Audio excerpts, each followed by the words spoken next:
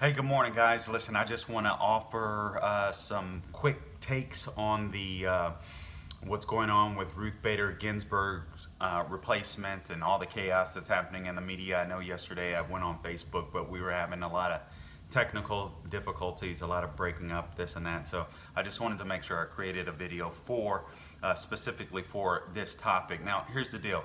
There's no doubt about it that Ruth Bader Ginsburg was a trailblazer, a lioness for the left when it came to everything that she accomplished on the bench. I mean, she has an amazing life story, and it's it's fascinating, and I respect her, even though I'm a conservative. We were on different sides of the political spectrum, but I respect the fact that she was willing to have a conversation with someone that thought differently than she did when it came to the political spectrum.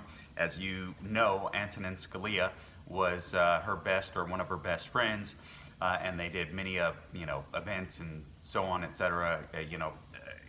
Just hung out with each other on a personal level, and all of that good stuff. So, good person in that sense. That's what America is about: good, healthy debate. Now, having said that, does she have the constitutional right, and should we respect, as conservatives, as constitutionalists, as originalists, her dying wishes, at least according to her granddaughter, that she wants the next president to be able to appoint the next Supreme Court of the United States, the next justice to replace her. And she doesn't have the right to say that. I mean, quite frankly, this is the people's court. I like that old 80s show, or 90s show, whenever it was, with Judge Wapner. This is the people's court. The government doesn't belong to Ruth Bader Ginsburg, right? The Republicans elected in Donald Trump a Republican president. In 2014, we elected a Republican Senate, and one of the reasons we did so was because we wanted to make sure that the Supreme Court and the lower courts, quite frankly, would stop drifting further to the left. And so that's what we did. So when people say, hey, well, what about Merrick Garland, the hypocrisy? There absolutely is no hypocrisy. Here's a number that you should know.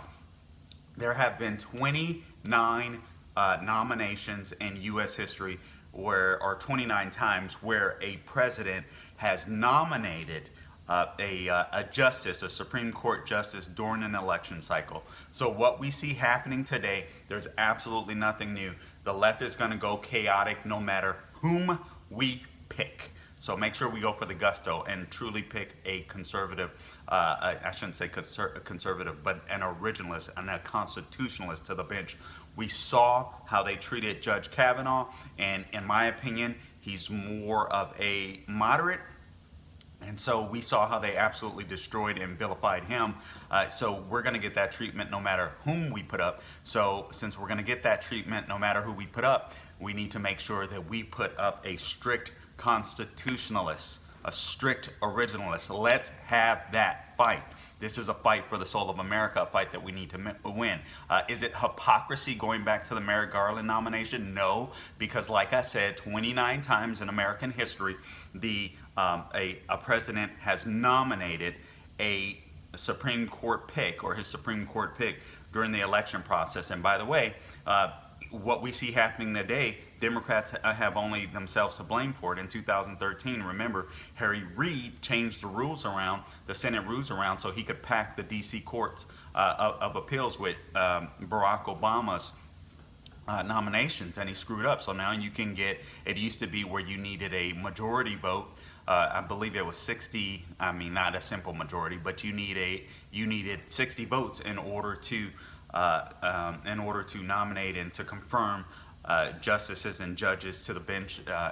But now that's not the case. Harry Reid blew that up in 2013, so you just need a simple majority. And quite frankly, I think that President Trump should not only nominate, which he said he's going to nominate, but I think the Senate should confirm. This isn't going to hurt Republicans. This is going to help Republicans. This is why we hired you. We want to see fight in you. The reason why people love President Trump is because they see fight in him. Now, what we need to see are Republicans that have his back and that are willing to fight for we the people. So the Susan Collins of the world, the Murkowski needs to go, by the way. I don't even know why she calls herself a Republican.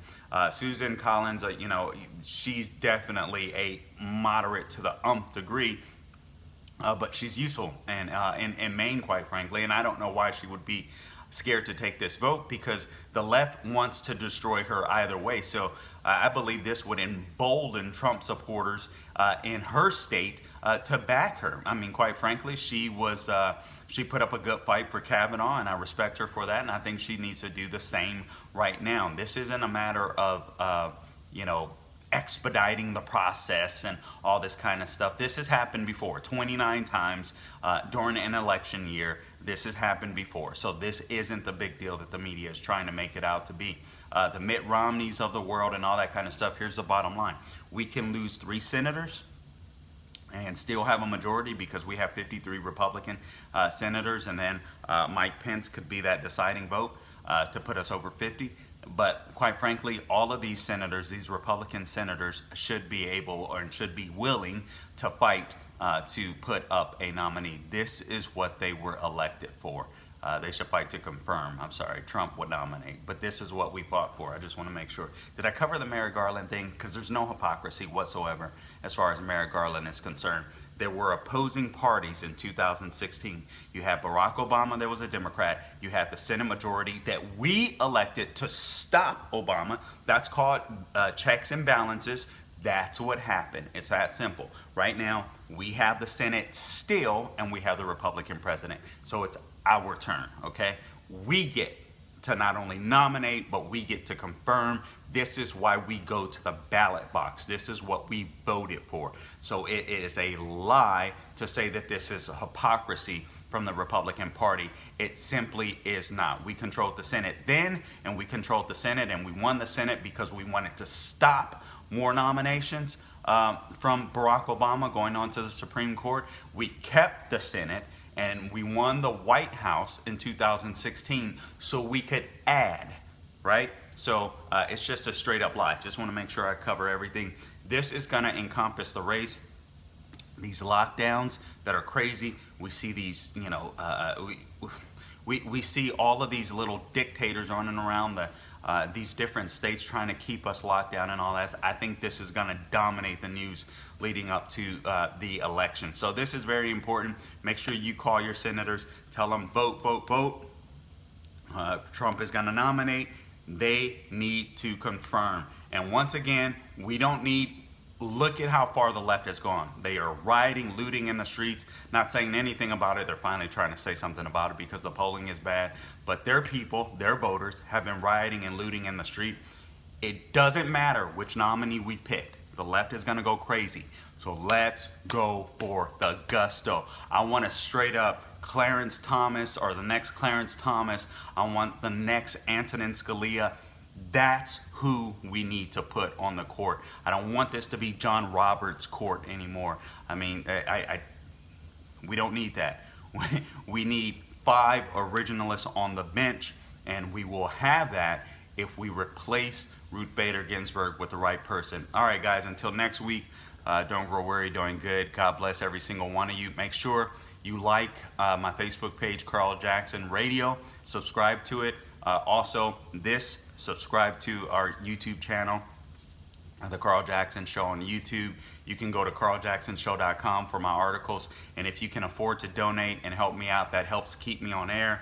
And what I'm trying to do, I actually have a different, I'm self-employed, so I have a different business altogether. I'm trying to shift so I can concentrate on politics more and bring you more updated information on a more regular basis. So if you can go to carljacksonshow.com and afford to donate, I would greatly be appreciated, because I promise I am fighting for your freedom. This is a labor of love for me. All right, God bless you all. Until next week, don't go where you're doing good. God bless you.